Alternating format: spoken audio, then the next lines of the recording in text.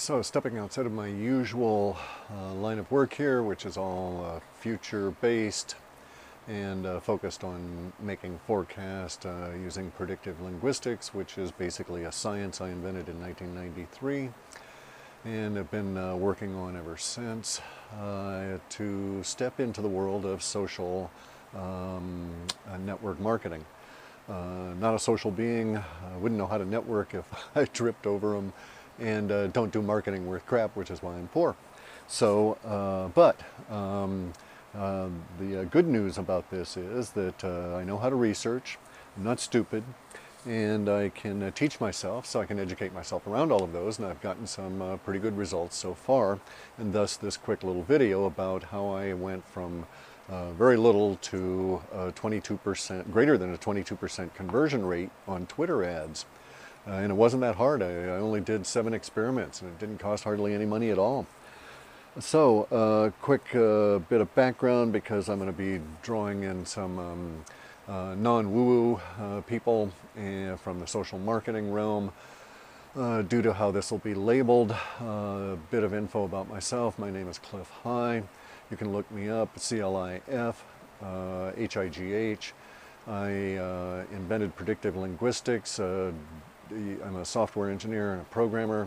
I wrote a lot of code that I call the emotive reduction engine that runs my predictive linguistics forecasting. I make predictions of the future that have had a pretty good hit record, especially recently, and put these out on a site called halfpasthuman.com. You can go there and check it out. You can also follow me on Twitter at clif at clif_HIGH. Only one F in Cliff for real-time updates that I drop out on Twitter. And that's pertinent. We'll get to that in a second. The subject of this video is how I went from 0 to 22+% conversion rate on Twitter ads in only 7 easy steps. And you don't even have to do the, the first 6. So anyway, I mean, to get to this. Continuing about that real quick though, my emotive reduction engine was a great deal of software engineering that I did around converting words into emotions, or rather how to extract emotion out of the language such that you can store a representation of it in the computer and program against it to do other things with words. And we'll let it go at that. Let's get into our subject right at the moment about Twitter and Twitter ads. Twitter is great. They say there's been 1 billion people that have gone through Twitter, and 400 million of them have stuck. What's perhaps even more interesting is 283 million, something like that, people go through Twitter and are active on it in any given week. Twitter is an interesting vehicle for myself because I deal in future and time and that sort of thing. Twitter is really interesting because it's real time, or as near real time as you can get in a large aggregated database matching algorithm. And it's very interesting that way because it's real time. Marketers can use it to do incredible searches, such as I've done, which led to my achieving this 22% conversion rate on this Twitter ad. And also, by the way, the conversion rate was at 3 cents a hit.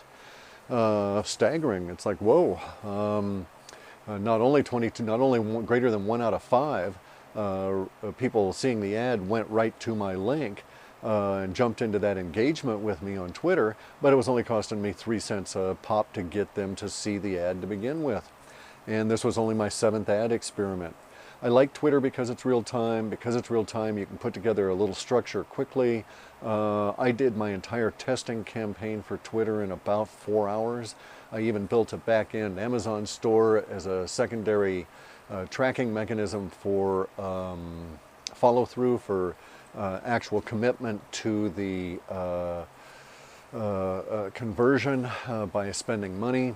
All of this took, as I say, about 4 hours to construct the website, do the landing page, do the back-end Amazon store, and do the advanced searches for the Twitter campaign.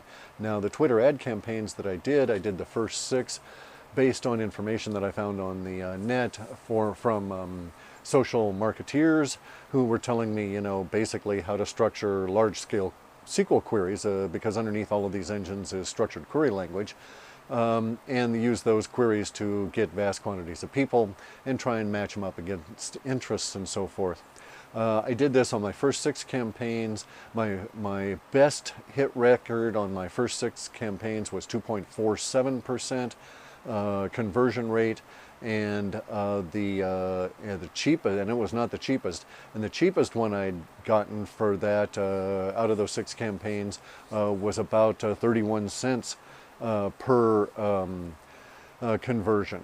Again, very expensive conversions. Some of them went as high as 98 cents. And it was a question of how I was doing it relative to the supposed quality of the conversion targets. And I say supposed because there's a tendency to put value that may not be pertinent to you. We look recently at Procter & Gamble, for instance, having left Facebook because they were not getting value for their money. And so in my first 6 campaigns, I was not getting value for my money as an advertiser. And this is my first go-round on advertising. Never really done this before. And so in the 7th campaign, I decided, well, what I would do is to ignore the standard marketing mindset towards reaching into clients, even though they were basically aiming towards a content marketing, as I was, and express it in a different way. And that is to allow my work to find a self-selecting audience based on the words in which I was interested in using as this vehicle. So I ran my predictive linguistics spider algorithms against the Twitter feed in real time, again, maybe 28 minutes, something like that, to get a good base, and tagged off a bunch of emotive words around certain keywords, tagged those to tweets, and investigated the context manually. That is to say, I went and looked at the tweets individually after they were highlighted by my software, aggregated into a collection, and then I took those collections and made some subtle changes to the lexicon I normally use for my predictive linguistics, and changed it into sort of like ad conversion linguistics. And this, then I went back to the content used for, that's backed by the Amazon store, and adjusted the wording, the preferences, the word order, and the statement types, and some of the grammar to reflect the stated intent, so that we have integrity, right? Because your thoughts, actions, and words all have to be tight in order to have integrity. And you've got to be integritous to what you're putting out there. And so I went back and did that, and adjusted my landing page for that, adjusted the content, came back to Twitter, and ran an advanced search to come up with a slightly finer degree of keywords. And then I built some demographics that would shock you, because I was dealing with 16 keywords, 2 behaviors, 1 area, and 2 interests, I believe. I'll have to go back and double check that. And that was my 7th test. And within, Twitter's real time, it was near real time. They have to digest your query, get it all set up, translate it into SQL, and then fire it off. Wait for it to fill into TempDB a bit, and then start spitting the results back to you. And all of that took probably about maybe a couple of minutes. I went out and made myself a little bit of tea while it was happening. I came back and watched the results spit out. And the results were very impressive. Almost instantly, I was about 12 to 15% conversion rate. And I have, as I say, the Amazon backend store that tracks the commitment to the conversion. Plus, I have my own demographics and logs and analytics on the web page. So, and then because I was tracking for engagements, I was also able to track it on Twitter relative to the analytics that they had there. Relatively simple process, didn't cause me too much mind meltdown. A lot of marketing speak usually does, because I don't understand it. But at this level, I certainly do, obviously, to go from 2.47% up to over 22%. And it actually reached 22.93% that evening before I went to bed. And that's when I stopped worrying about the numbers. I achieved what I was after with that particular test. And so to do that, obviously the predictive analytics approach works, where I allow the minds to be self-selecting is basically what I'm doing. I find subjects that the mind is interested in. I don't care so much about the body that the mind is associated with at that stage, or what's in the pockets of that body. That's kind of immaterial.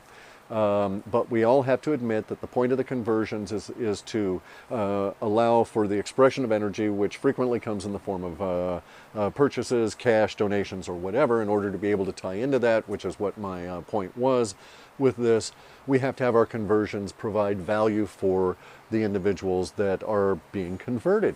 I mean, it's a quid pro quo in universe. You get value for the value that you offer. And so my landing page for this was a very good landing page. It provided a lot of information that these people had never seen before. And it was a success as well, because I was able to instantly go back, not instantly, I think it was like 6 hours later, I was able to get some information out of Amazon and their analytics. Indeed, we had a successful number of sales relative to the conversion rate, and in fact had made greater amount of fees, or whatever they call them. They're not commissions, they're affiliate fees, or whatever Amazon calls them. We'd made slightly more than twice the cost of the Twitter ad to that point. So at that point that I was doing the analysis on the Twitter ad, we'd spent $43.96. We'd converted 1,247 people, something like that, at a cost of, according to Twitter, we were paying 3 cents per conversion. And the Amazon store had taken in about $80 at that stage. It was like 79 or 78, something like that. And so it was running ahead of the cost of the advert. And so a very profitable little test there. Now, I've shut that down, and I'm working with my lexicon to retune this such that I can hopefully achieve a better than a 50% conversion rate and retarget for a wider number of audiences and for a different kind of a landing page and a different level of conversion tracking on my own. So it's a very interesting process to, for us anyway, and so far small but profitable, test to abandon the usual way of thinking about marketing and allow our customers to be self-selecting around the language and the emotional component of that language, and the objects and the context in which those objects are being referenced. Not trying to be obtuse or oblique here, it's just that this predictive linguistics, the emotive reduction engine, is complicated. It reduces emotions that are tied up in words down to quantifiers and qualifiers, and then we make some assumptions based on those. So it does get a little bit technical. But at this stage, it's also a little bit profitable. So this is cool. I'll keep you guys updated as I go forward with this, because it's quite fascinating. And I have other motives for releasing videos on the social marketing part of it, obviously. 7 experiments, took about a week. I started on the 12th learning about this stuff. Read up about how the 12th of August, read up about how Twitter and so forth works. It's fascinating, fascinating. And also much maligned and not well used by most of the people that are marketing on it. They just spam it. They just don't understand what it's all about, and they're really better off on the other more static social media. But Twitter is quite fascinating with its real-time dominance, and for marketers that have an inquiring mind, real-time is where it's at. So this was basically a little video on how I got from 0 to 22% conversion rate in only 7 small ad experiments with Twitter ads. And you can follow me at clif _ CLIF _ HIGH on Twitter. I dump my real-time updates from our predictive linguistics on Twitter when I know they're going to be stale by the time I can get them into a report. It's the easiest way to put it in there. Check us out. You can look us up under Twitter for WebBot hits. Sorry about that. Had a dog that was scratching. We'll see you later.